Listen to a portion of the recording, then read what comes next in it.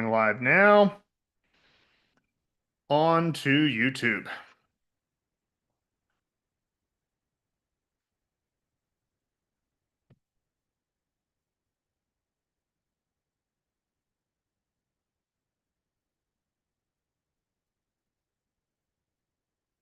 Okay.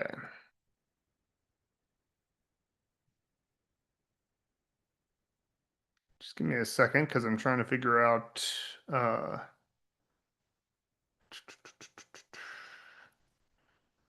why it is. Let me just double check. 3212. 3212. Okay. So let me double check that we're live on YouTube. Right now. We are. Okay, fantastic. So welcome. And so I'm going to pop out the chat from YouTube as well. And so the first thing I always like to ask, whether you're watching on the school community or on YouTube, I always like to first discuss any wins, any good news from the past, week or so, or I do this every 2 weeks, so the past couple of weeks. So let's start with good news, eh? Pull this up. Okay. Any good news? So for me, I can share some good news, which I'll start off with. Good news.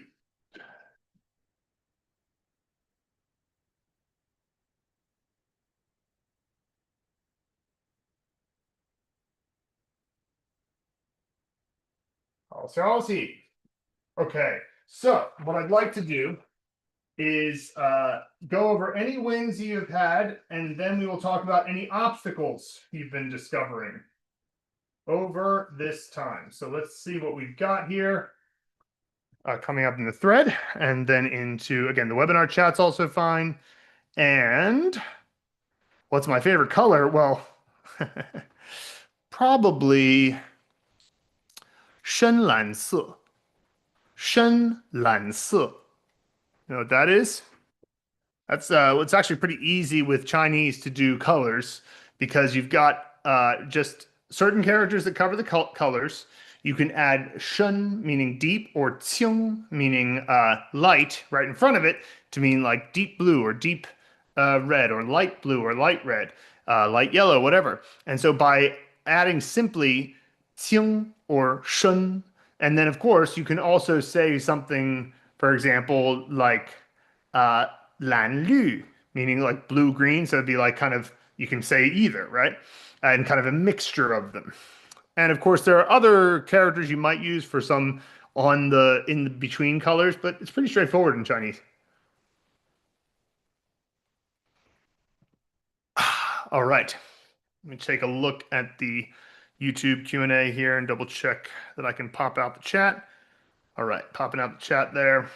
Welcome to those of you watching on YouTube. Welcome to those of you watching on the Mandarin Blueprint Lite community webinar. So if you're not a part of the Mandarin Blueprint Lite community, what are you doing? It's free. You can get access to the first 20 levels of Mandarin Blueprint Pro called Mandarin Blueprint Lite. Just go to mandarinblueprint.com. I believe it's working again. The Cloudflare was down earlier today, and a bunch of websites were down, but now it is no longer the case. Now you can get there. So if you just go to our homepage and hit the Start Learning for Free button, you can become a member of Mandarin Blueprint Lite for free. It's the first 20 levels, and it's lifetime access too. And you never have to buy Mandarin Blueprint Pro. It's just there because we think that you will ultimately want to join Mandarin Blueprint Pro after being in it, because you're going to see that we have a very effective way of teaching. So check it out and get involved. It's something you can do. And of course, we do these live events as a part of it, and you get priority should you be involved. So welcome to everyone. Now, my win from this week, the win that I had, was that the Mandarin Blueprint Elite it has been a part of the Mandarin Blueprint program. Really, we just do three things: Lite, Pro, Elite.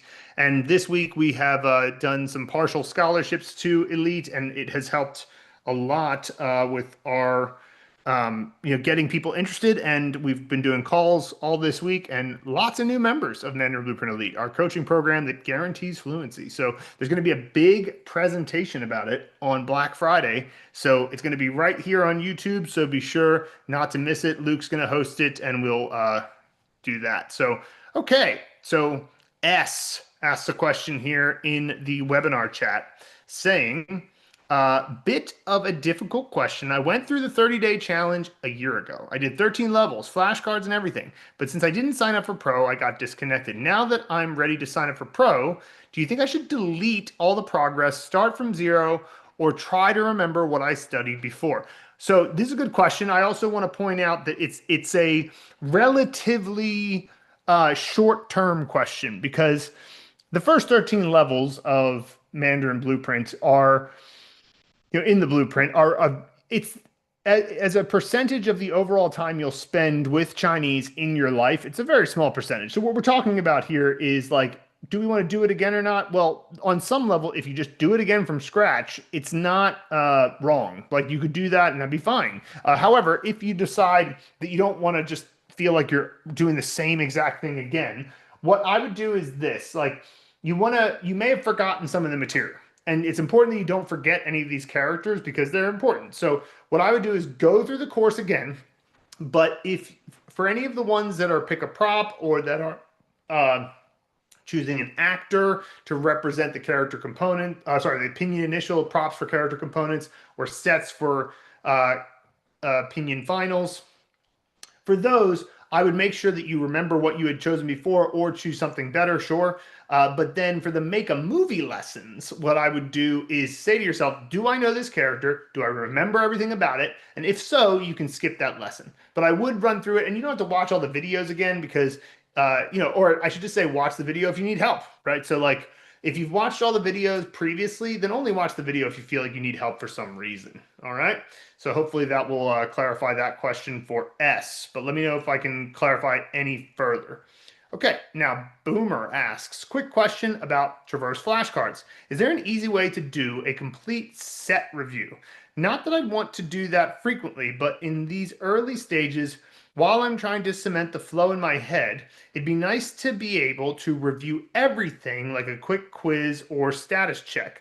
I'm not the most tech savvy person, so this is probably something easy that I'm not seeing. I only went through level 2, so ideally there's a way to review all of the flashcards from both levels at the same time. If anyone can help, I'm all ears. All right, so here's the first thing I would mention about this, which is that you can trust the Traverse algorithm. Okay, trust the spaced repetition software algorithm that it is going to show you the flashcards at a moment when you are most prepared to see it and before you're about to forget it, right? So at only level 2, there hasn't been enough time for you to experience this. So the first thing I would just mention is that memory has a forgetting curve, okay? So think of it like this. If you think of a graph of, memory, so this is memory and this is time,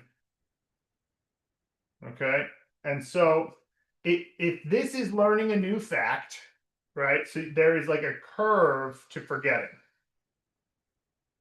So the next day, you're going to forget if you don't, like, I mean, maybe not next day, maybe it's 2 days, but it's like at some point, depending on the thing you learned, you're going to forget it.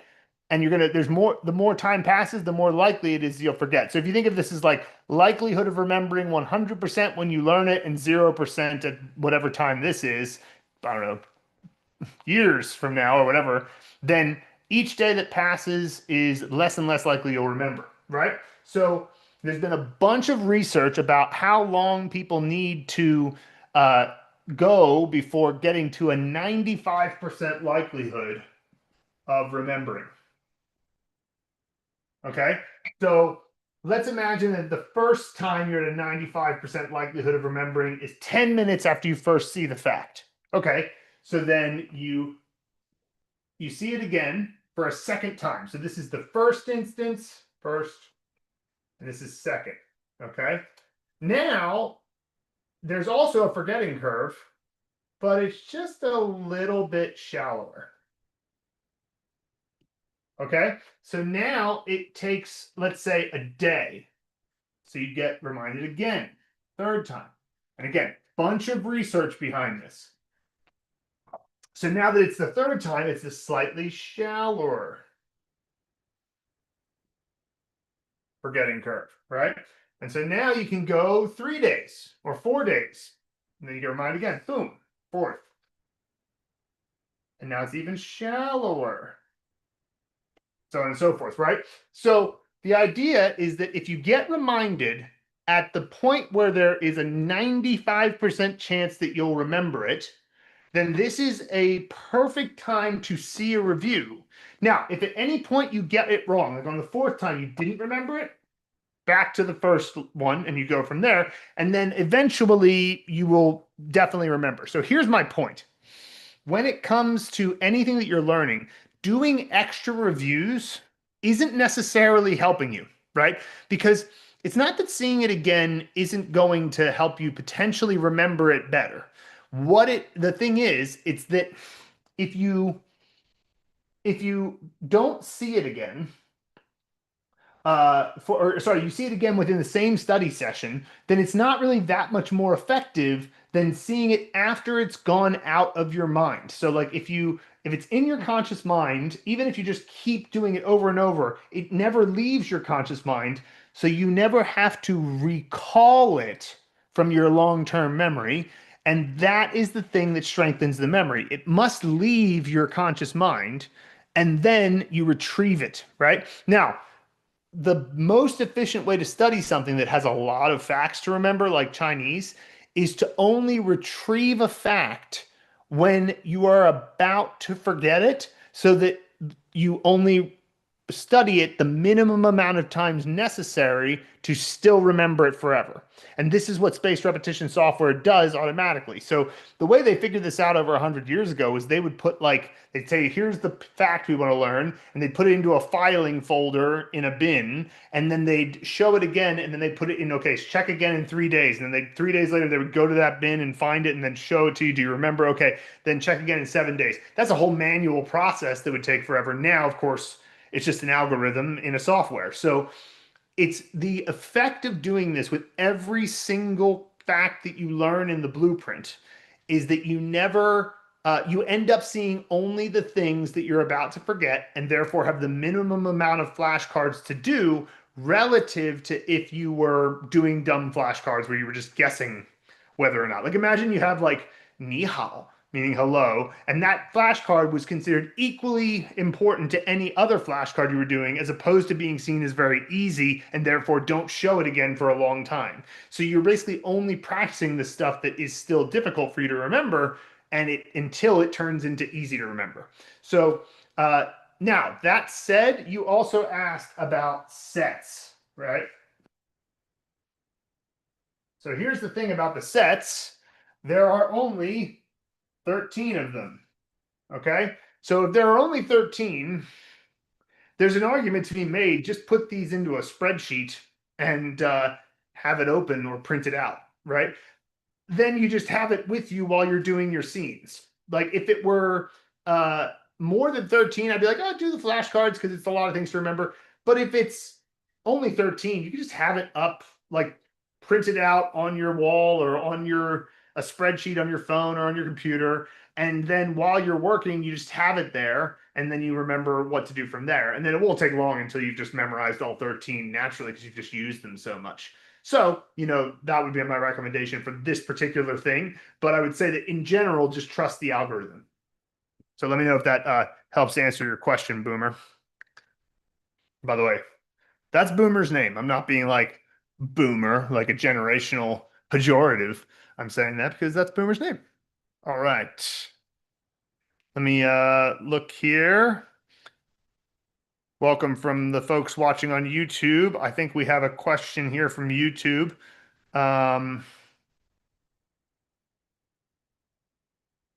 Okay, so this person asks, I got a question. I've been a member of Mandarin Blueprint a bit less than a month and have already completed courses 1 through 13 in Traverse. However, courses 14 to 20 isn't available to me on the app. That's right. You have hit the paywall. That's the end of the free content for Traverse. So you do get levels 14 through 20 in terms of the course in the on the course platform over at courses.mandarinblueprint.com. However, the reason why we get to level 13, as I'm sure you understand now, is that it's in level 13 that you start to read sentences in the Traverse, like you can get it in Traverse and you can get it on the platform itself, but you learn enough characters and words to start using them in simple sentences. So you actually are reading real Chinese without needing pinyin, and you start getting comprehensible input. And so we wanted to get you to that point to be like, hey, look, it works. You can totally start to read at this point. But yeah, we have a product at that point called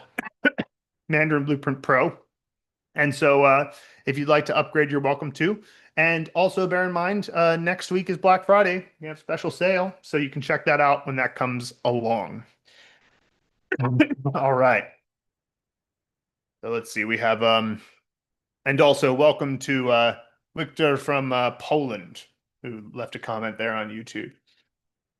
Okay. So, by the way, I was previously talking about colors. Thought that might be interesting for you guys.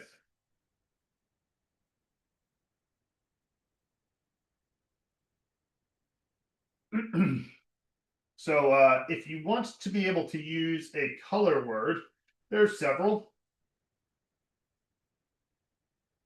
This hong, that is actually the color that I am using right now, red, right? And so you've got other ones. You've got bai, right? You've got what are some other ones here? You've got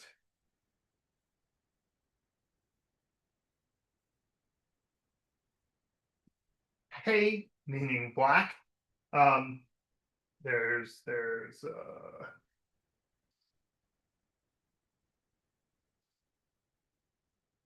Lü, meaning green. Let's see what else.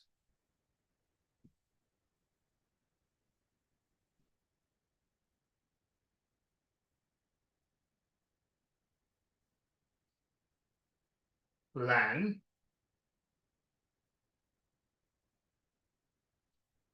meaning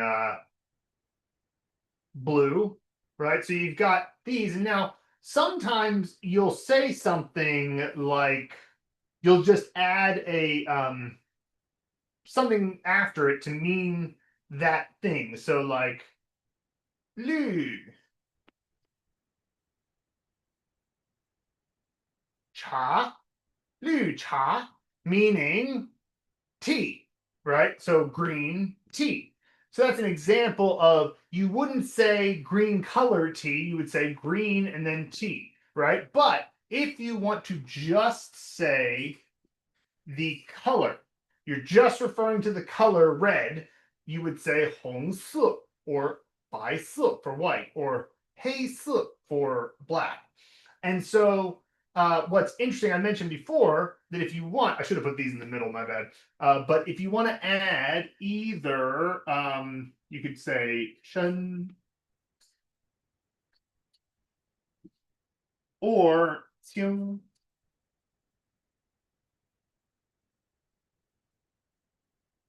Shen, qiang. So shen means deep or qiang means light. So, deep or dark Lü would be green, or Qing Lü would be light green. And so, like right from there, like obviously there's also Huang.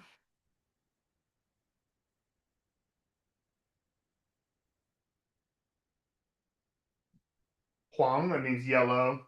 And so there's some other ones, but like, obviously. But then you can just add Shen or Qing in front of these to indicate that it is light or dark of those, So anyway, just mention that because somebody asked what my favorite color is. So why not get into it? Anything can apply to Chinese. All right, Boomer responds with to my answer, says, okay, this all makes sense. Is the software methodology slash forgetting window based on average neurotypical learners? I'm ADHD and tend to forget things quite a bit faster than most folks, but once they click, they never leave. Is there a way to adjust the settings to more accurately reflect my situation?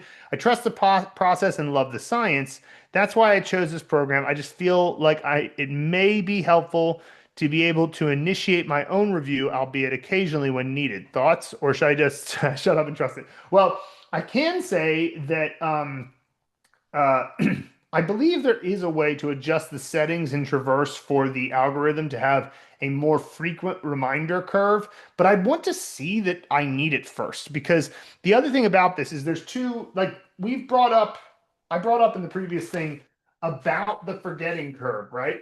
But that's just like the idea that I tell you, hey, in Chinese, black is hei si, hei si. Okay, cool. So you've learned that you have a forgetting curve for that now.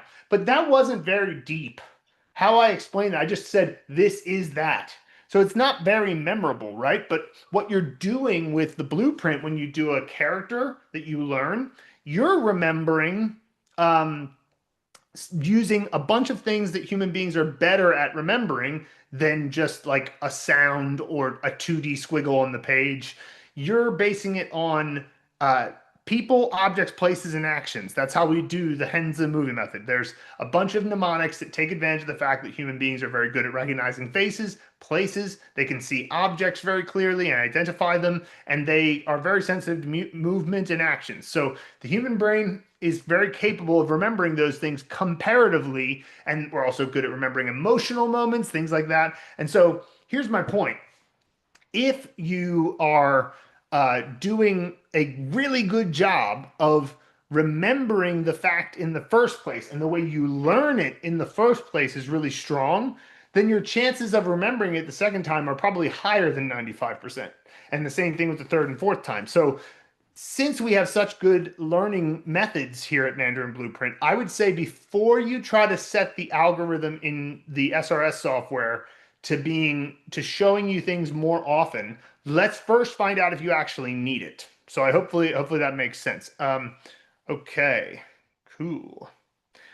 Okay, let's look at next. And by the way, some of you are asking questions in the YouTube chat, and I will get to them, but the priority is going to go to people who are in the Mandarin Blueprint Lite community, which let me just show you in case you've never seen it before. I'm talking about this Mandarin Blueprint Lite community here, which you can get free access to simply by going to our website, mandarinblueprint.com. And this is where you can just hit start learning for free, and you can get your free access to the first 13 levels of the course, as well as the Lite community, and be able to get into the actual webinar that is now streaming to YouTube. So just letting you guys know that, just head to mandarinblueprint.com and you can join free lifetime access, and it's pretty great.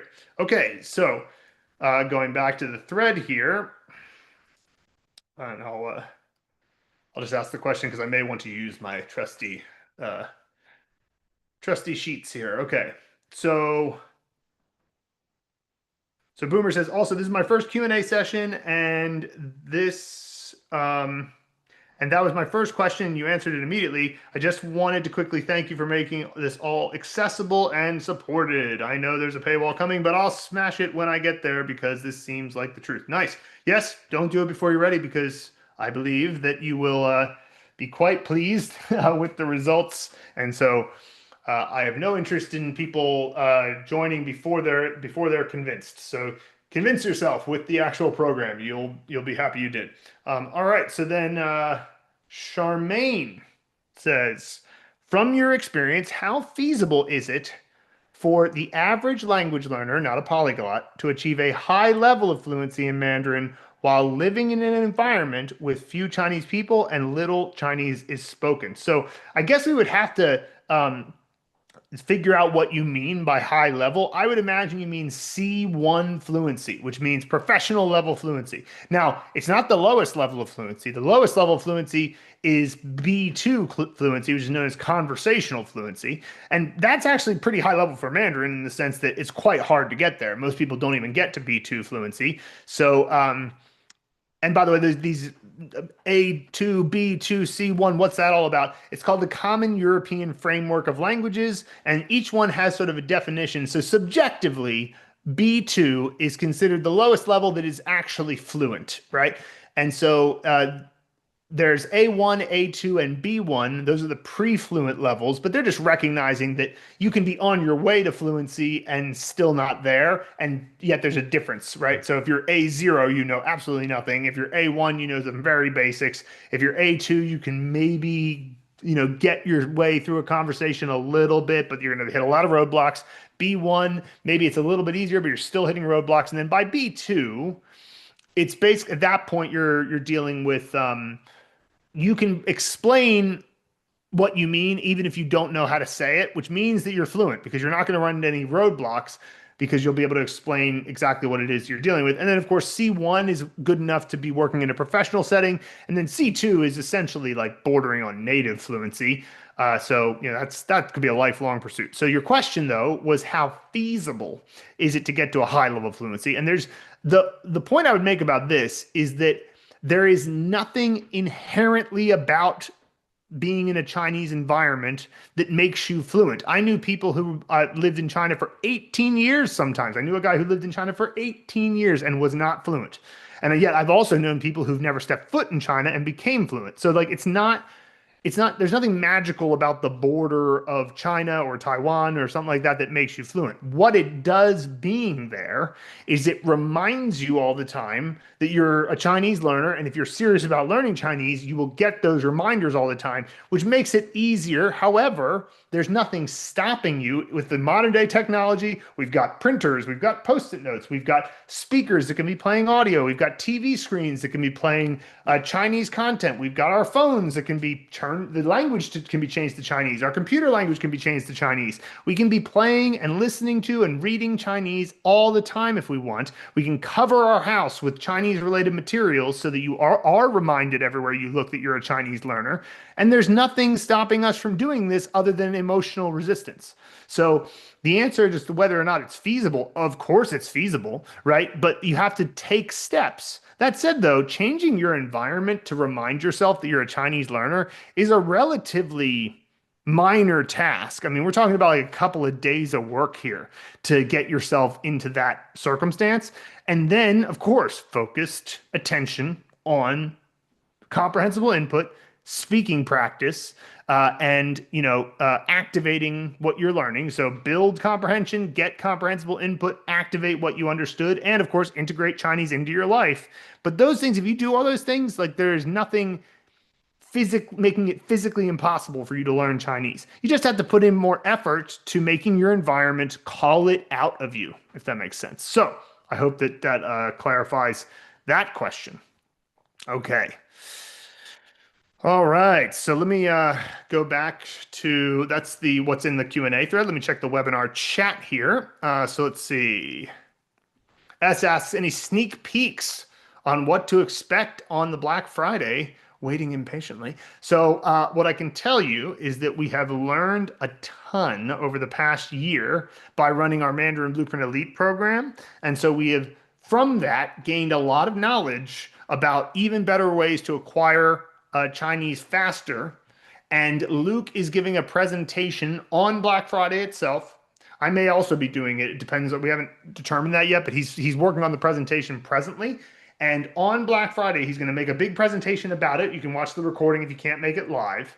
And he's going to explain all the things we learned and then how we're going to offer some of it as a part of a new Mandarin Blueprint Pro offer. So there's your little sneak peek.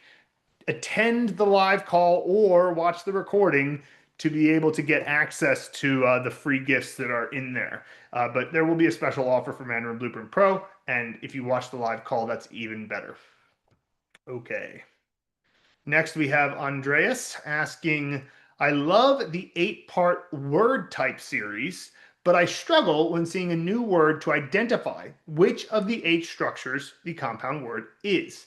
Any tips to the thought process when breaking it down and identifying the structure? Okay, yeah, cool. So what Andreas is pointing out here, and by the way, for those of you who are posting in the webinar chat, many of you are posting just to host and panelists, so other people can't see your question. It's fine, I'll read it out loud, but just so you know, if you want to send your message to everyone, then everyone can see it. Okay, so going back to what Andreas asked about. So Andreas is pointing out that there are different types of words in Chinese, and this is one of the very few things that I found super useful about Sichuan University, because it's just a pattern you can start to recognize. And so I'm just going to give a couple of examples. So, for example, uh, actually, what I'll just do is I'll just pull up the word type blog posts we made. So, word structure, Mandarin Blueprint.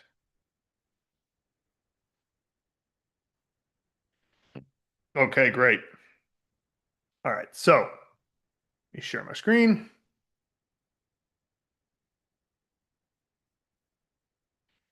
Okay, so when it comes to Chinese words, there are seven compound word types, and then there's some other things to consider on top of that. But first of all, what you want to understand about how Chinese words work is that the first thing you understand is how a character works, right? So a character isn't necessarily a word, but it can be a word. Kind of like the word extreme, that word extreme, that's a word, okay? But if I say extremity, that ity at the end, extremity, that ity is like not a word, but it has meaning, right? It turns extreme from an adjective into a noun.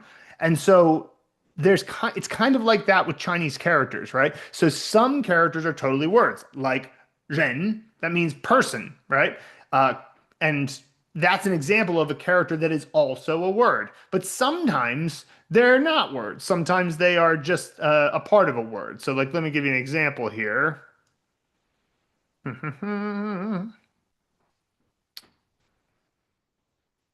Oh, that's interesting. I thought that there was going to be more. We must have shortened that blog post. That's fine. I'll show it to you here in our course itself, because in the course itself we definitely have it all clear. So just give me a second here to log in to my own product. Just a moment. I told it to remember me and it didn't remember me. This is, I tell you, applications sometimes. Okay, so let's see here. We want to talk about word structure. Here we go. Okay, so um,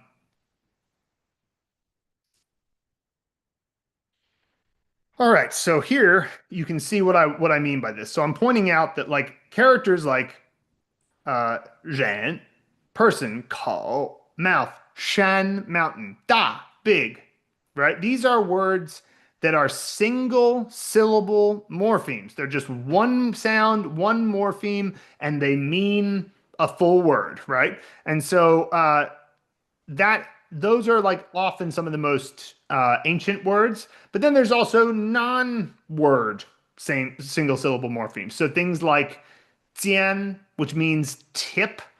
Well, you don't tend to say, you say the tip of something, right? Or ming, it means the name, but you don't just say ming, you say mingzi, meaning like that's one way to say name, but there's a bunch of other words that use ming.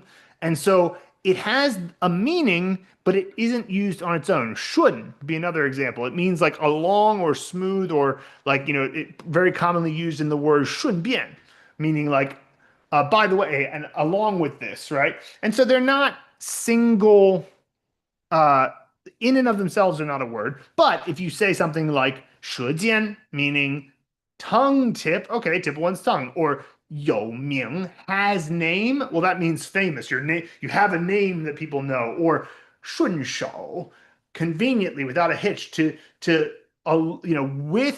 your hand. So like conveniently with your hand. So just conveniently without a hitch. That's a way of putting that. Now, sometimes you have these rare words, and honestly, I'm not going to get into this because these are pretty rare. I'm going to go instead to the next type of word structure to get to Andreas's question here. So Andreas was asking basically about these different word types. Okay, well, let's take a look at the verb what idea. So what are these about? Well, they are where the first morpheme is a verb of some kind, and the second morpheme, aka the second character, indicates what is receiving the action of the verb. So, 吃 Fan. So you're eating 吃. What are you eating? Fan, the meal. 吃饭. Chow yan, chow to suck in. What are you sucking in? Smoke. Chow yan to smoke cigarettes. Okay. Shuo means to speak. What are you speaking? Words. Hua, shuo hua. Okay. Dan means to basically carry or shoulder. And then what are you carrying or shouldering? Your heart. You're raising up your heart. Dan xin, I'm anxious. Dan xin. Oh, fang xin. Oh, good. I put down my heart. Relax. I've relaxed. 放心, right? Ma, scold. What are you scolding? Ren, people. Ma ren, to scold, right? Okay. Shang, to break or damage. What are you breaking? Xin, shang xin, you're breaking a heart. So it's broken-hearted to break one's heart. Shang, what does that mean? To go on top of or go above. One, that means 10,000. So shang, one. In this case, it's to go above 10,000. And then the second, shang, shan, that means to literally go up a mountain, to go on the mountain, right? And if you're on the mountain and you go down to the town, it's xiashan, right? So hopefully this makes it clear that any verb what structure is first in action and then what the action applies to, okay? Now, so Andreas, if you're looking for things like this, look for a character you know to be in action first, and it might be one of these. But it could also be, potentially, a verb how, a 补充式. And these are verb results. Okay, so this is usually like the result of the verb is something. So for example, 说 to speak. We talked about that with 说话, right? But in this case, it's 说明, speak until something becomes clear. 明. So the result of the speech is clarity, therefore it means to explain. And that is what explaining something is, by the way. Isn't that cool? Like that's an example of Chinese being like so interesting because I never thought of explaining something that way. Like you speak until something becomes clear. 说明, right? Very cool. 寄 meaning to mail. 寄出. The result of mailing was that it went out, right? 做出, similar thing. So this is to make. And usually it's a decision or a choice of some kind. You do until it's come out. It's like it's come out and you've made the decision. So many other examples of this. All of the directional complements, for example, 过来, 过来. That means come here. But what is it actually? It's 过, which is a verb which means to cross, right? And then relative to me, the speaker, the result is that it comes towards me. 过来, right? 过去, 过去, go, cross, but go there. From my perspective, you're going away, right? How about 上来? So with all the 过, it's like you're on the same plane, but if I'm above you, I will say 上来, up, come. So like from my perspective, you are coming up, right? 上去, 上去. So we're both downstairs or we're at the bottom of the mountain and I say 上去, meaning go up. 下来, I'm at the bottom of the mountain, I'm saying come down. 下去. We're both at the top of the mountain, I'm saying go down, right? So those are all examples of this type of directional complement. And then there's other examples of this that we go into, but this is one of the ways that you can look out for it. So if you see a verb in front, there's a chance that this is going to be a verb how or a verb what type of word. Now, I want to make it clear at this point. I'm explaining some of how these words work. It's not actually necessary to know this stuff to be able to understand a sentence. It just helps you spot some patterns. And it's interesting because when it comes to two-character compound words, there really aren't that many patterns you can totally have. So just continuing here for a minute, probably the one I see the most is a biased word. So this is where the final character is the main thing, and then the one that comes before it is categorizing it. So for example, 人 is all of these words are some type of person, and that's mostly what it is. Fundamentally, it's a person. But what category of person is it? It's a 工人, a worker. It's a 富人, a rich person. It's a 穷人, a poor person. It's a 女人, a female person. It's a 男人, a male person. It's a 凡人, ordinary person, a normal person, right? A 外人, a person from outside. A 名人, a very famous person. Okay. 外国人, outside country person. Guess what? If you ever go to China, that's what you're going to be, right? So, 大人, adult, or just a like lord of some kind. 文人, a cultured person. 土人, a person of the earth, like somebody who works the earth. You could have a 黑人, a black person. 白人, a white person. 死人. Now, what's interesting, I put in that last one, 死人. That's actually more like an adjective to describe a deathly type of thing, right? Because it literally means death person. It doesn't, I mean, I wouldn't be surprised if their concept of death, no, I think that's 死神, in Chinese, which would mean like the death spirit or the death god, to mean like death, the guy who touches you and you die.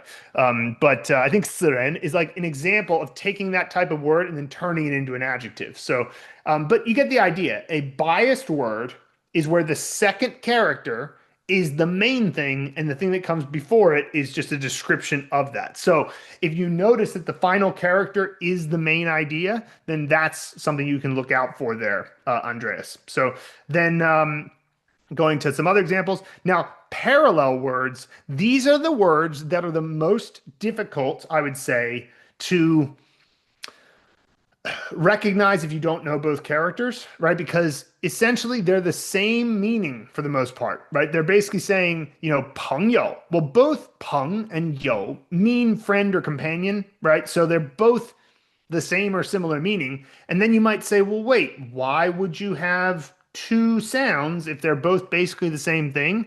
And that has to do with the evolution of the Chinese language. So there was a time, and it's a little bit too simplistic to say ancient Chinese was one syllable words and modern Chinese is two syllable words mostly. That's a generalization of a thing that changed across time, right? Like there was maybe a time a long time ago where the vast majority of words were one character only, and then now the vast majority of words are two characters. Although there's still one character words and there are 3 and 4 character words, sure, but the majority are two characters. And you say like, well, why? And it's simple. The world got more complicated and there were more categories of things to call things, and eventually, because Chinese has so few syllables, it's like how many words can be pronounced shi before you're like, I'm tired of calling everything shi. And take 朋友, yo is a very common pronunciation. So if you just said yo instead of 朋友, it would be very easy when listening to miss it, to like not know what somebody's saying because there's just so many homophones. So most words are two characters, and so therefore a lot of words are simply the same meaning doubled up. And so that's what a parallel word is.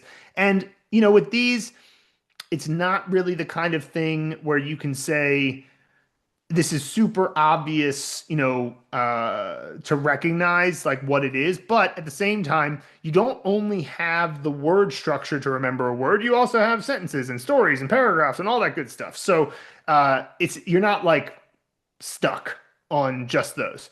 And so those are pretty tricky. I will say duplicated words are easy because they're just the same character doubled up, and there's various things around that. I can't get into affixes. I'll just briefly talk about subject and predicate because I realize there's a lot of other questions that have come in, Andreas. So I want to get to everybody as if I can. And I also have the elite group call in 15 minutes, so I want to get through as many as I can. But the subject predicate word structure is basically a full sentence in a single word. So D. There's your subject, right? So that's the ground. And what happened to it? 震.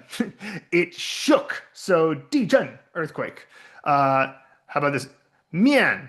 That's the noodles. And then 包 got wrapped up. 面包. So it's an interesting way to conceptualize bread. So the idea that wheat or noodles gets wrapped up and then it becomes bread. So there we go. 面包. How about 眼花? So your eyes. Hua, and Hua is an interesting character because it kind of means to have blurred vision. So what happened to the eyes? They got blurred. And so Hua can mean to become blurry of some kind. Hua is an amazing character. It means flower. It means to spend. It means spend time or money. It can mean in this case, blurred, hua. So, yeah, hua. Uh, Other examples are ming, where your ears have a ringing in them, and so you have a ringing ears. So this is actually a fairly rare, not, I mean, like there's plenty of words that have this structure, but it's comparatively rare to the others.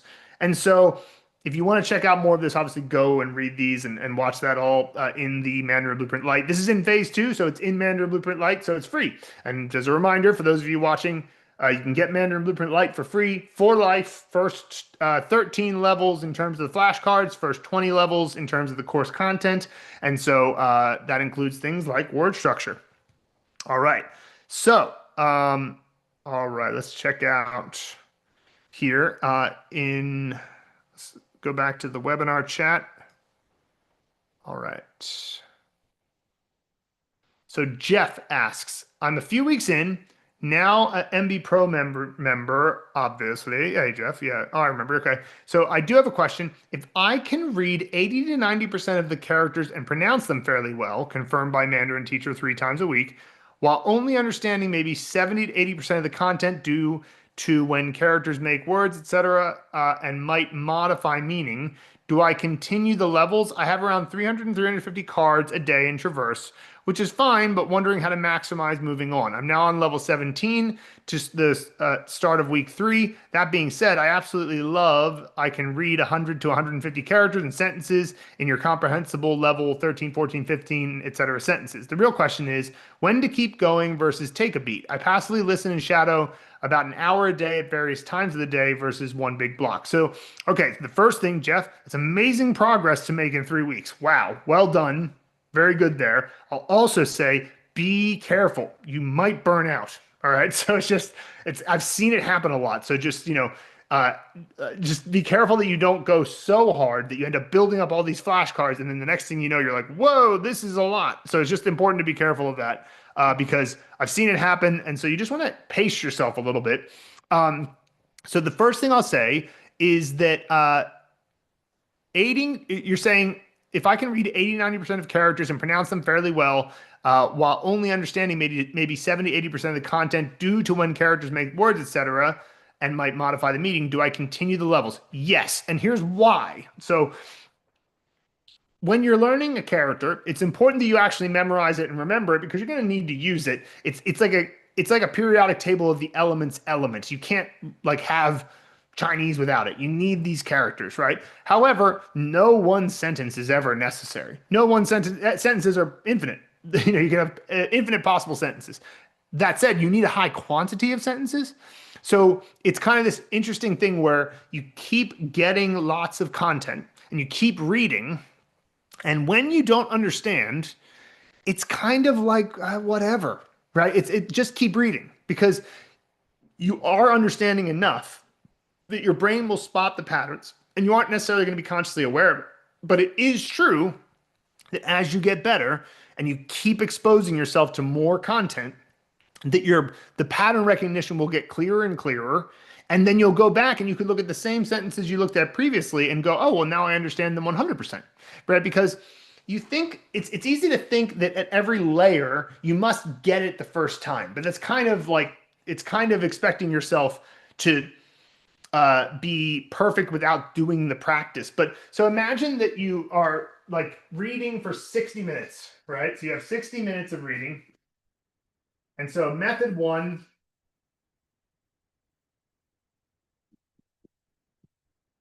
and method 2. So what are the 2 methods for the 60 minutes of reading?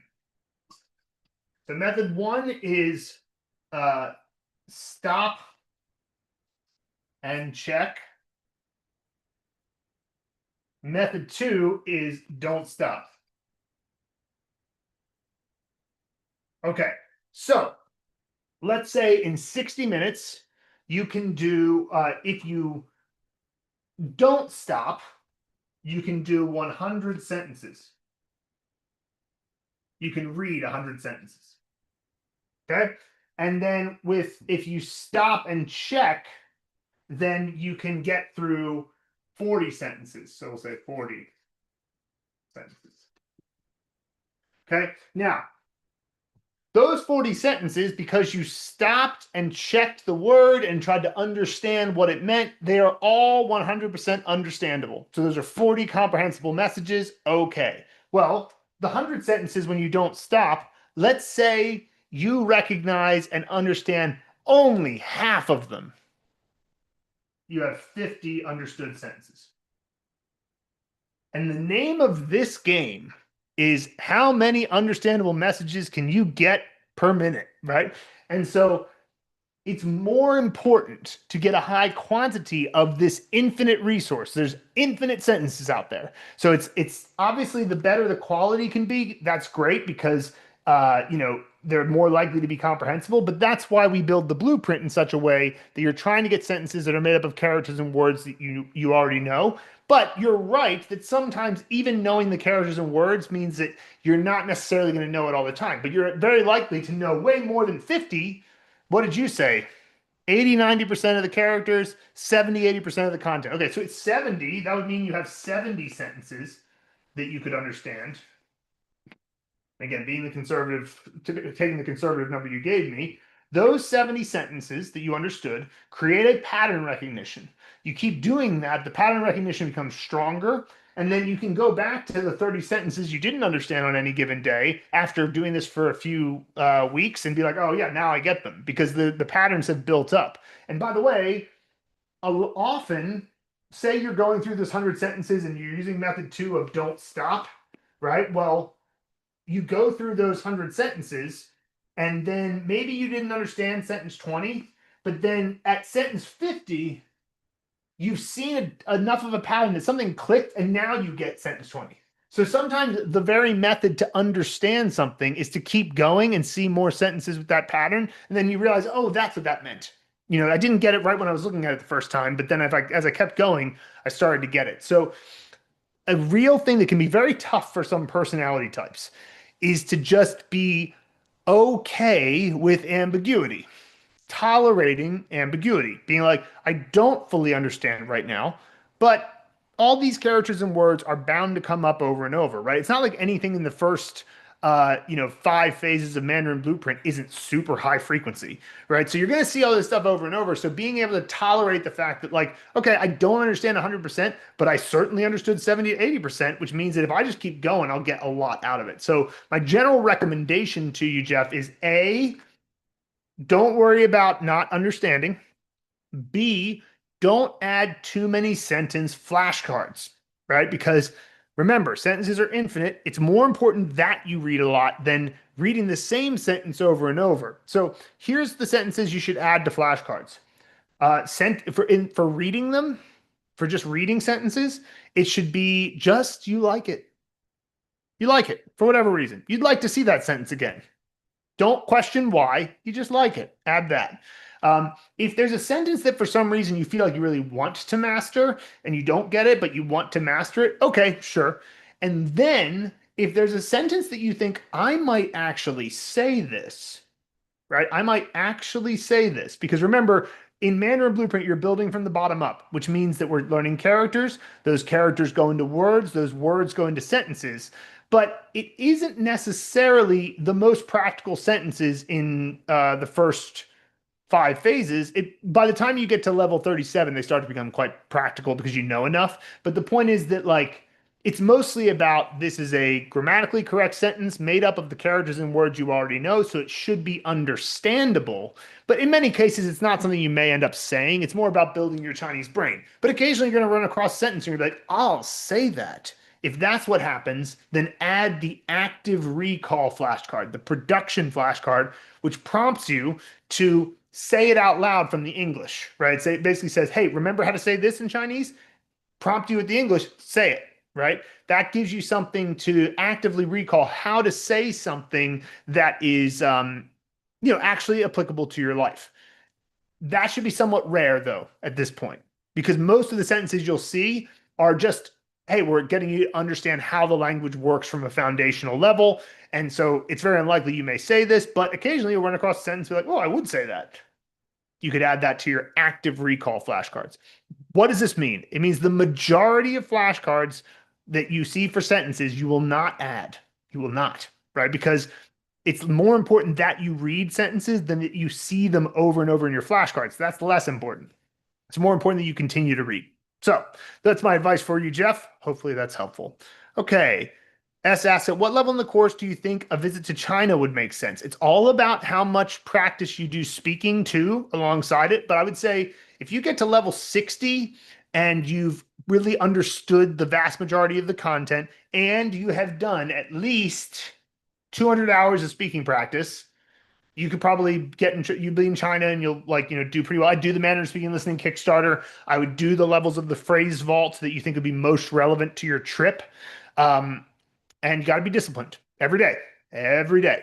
Do not take days off. You can do 10 minutes, 5 minutes. Heck, 1 minute is better than zero, but no 0 days. This language does not abide dabblers very well because it's too it's too big. It's not necessarily hard. It's like actually in some ways it's easier than English, but you have to build the foundation. It's a big foundation. So my recommendation would just be around there, around what I said. Okay. Andreas says, thank you. Do you recommend trying to identify the structure every time you learn a new word? For example, this word, 游戏. What structure is it? Right. Well, I guess, you know, that's an interesting one. So like, march drama and then yoshi is usually like a movement of some kind. I don't know how necessary it is to do for every word structure, Andreas. Like I hadn't really thought about that necessarily. Like, yoshi, okay, it's the marching drama and it means play a game or game. And so it's like, I mean, I guess you could think of it as a verb what, right? It's a verb what. Yeah, that's I guess what it is, and that leads to a noun, right? So, but I've never even thought about that. Like when you say yo she, all right, yeah, what is that structure? And now when I think about it, I'm like, yeah, that is the verb what structure, but like it didn't matter that I didn't know that. If that makes sense, it's more just a useful thing to recognize from time to time if it's helpful. But if it doesn't, it's not always helpful. Sometimes it is, sometimes it isn't.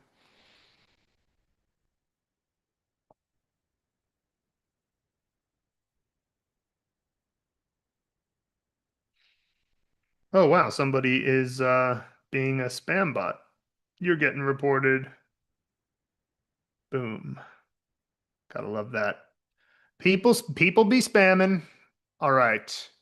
If there's enough time to answer, quick follow-up. In Traverse, I tend to initially filter out the English to Chinese production cards for later in the day, but I like doing the Chinese sentences before movie review to energize the character patterns again. So with that being said, in production, where I have to think of the Chinese, I'm currently mainly just recalling the key parts of the sentence, such as key words I expect to see, but my structure or choice of words are off. I assume that is normal.